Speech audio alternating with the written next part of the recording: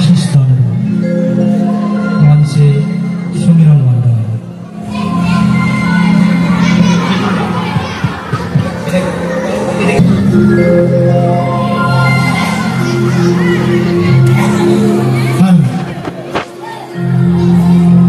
ত্যাগ আর স্পর্ধা এই দুই নিয়েই আসে জানুয়ারি মাস। 12 জানুয়ারি স্বামী বিবেকানন্দ আর 23শে জানুয়ারি দৌড়দণ্ড স্পর্ধার মূর্ত প্রতীক সর্বাধিনায়ক নেতাজি সুভাষচন্দ্র বসুর জন্মদিন, যার নামে, যে স্পর্ধার নামে আমাদের এই বিদ্যালয় নামাঙ্কিত। আজ 21শে জানুয়ারি, পরশুদিন 23শে জানুয়ারি,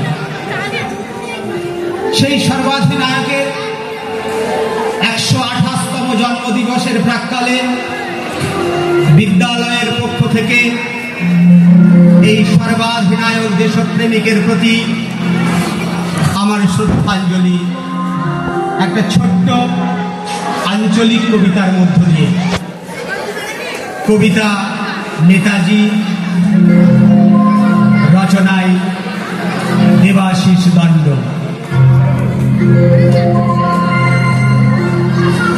আপনার মা, দেখে যাও দেখে যাও, তোমার মাস্টার বেটা দমে পড়াশোনা করছে। বললাম প্রেশারের ওষুধটা ফুরান গেছে, ঝপ করে এনে দেয় না বাপ। তার রাগ আইল না কেন? কি কাল নেতাজির জন্মদিন বটে। আজ গোটা রাত রচনা বইটা হেঁটে ঘুটে মুখস্থ করবে। বাপের নাম জানো কি না? জন্মস্থান কটক জেলা। আজ হিলবে, কাল মাইক তো বাগায় হর হরাইয়া উগ্রায়ণ দিলে। মধ্যখানে বাঁধা ডায়লগ, কদম কদম ভরায় যা লইকা, তোমরা আমাকে রক্ত দাও, আমি তোমাদেরকে স্বাধীনতা দেব।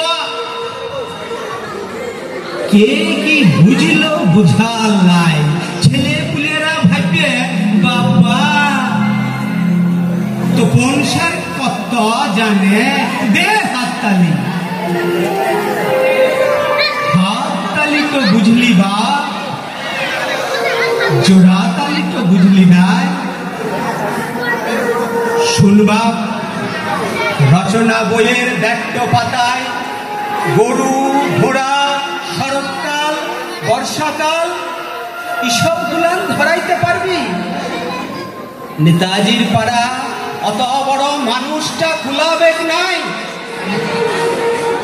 প্রেসিডেন্সি কলেজের ছেলা সুভাষ বোস কত বয়স?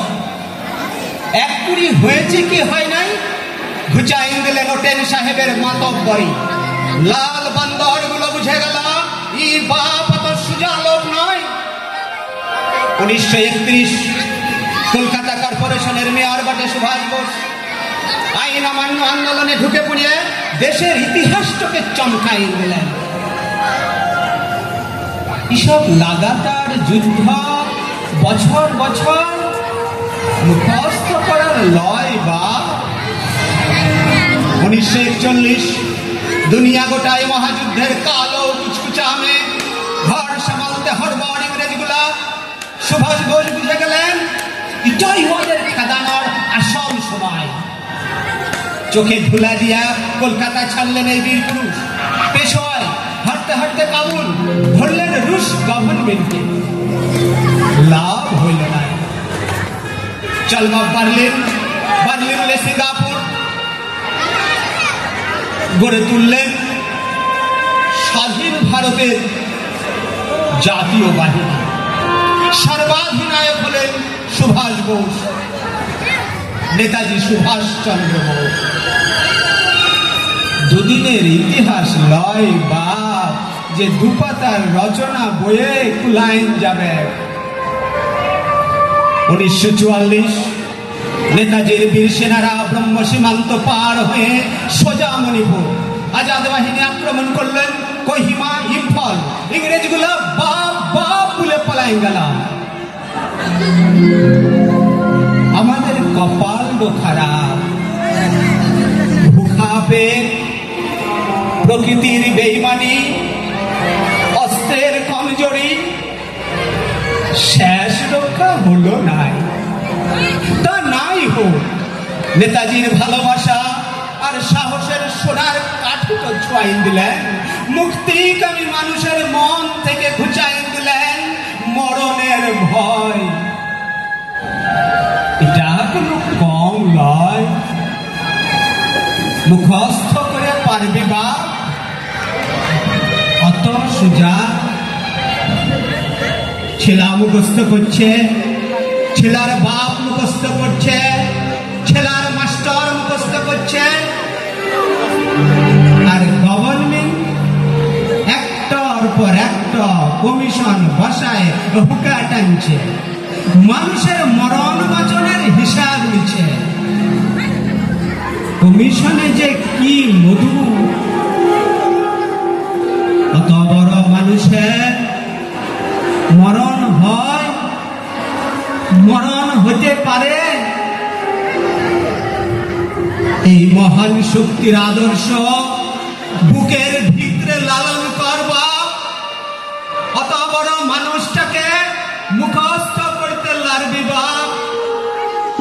মুখে লয়, মুখে লয় বাপ, বুকে রাখ, বুকে রাখ, বুকে রাখ।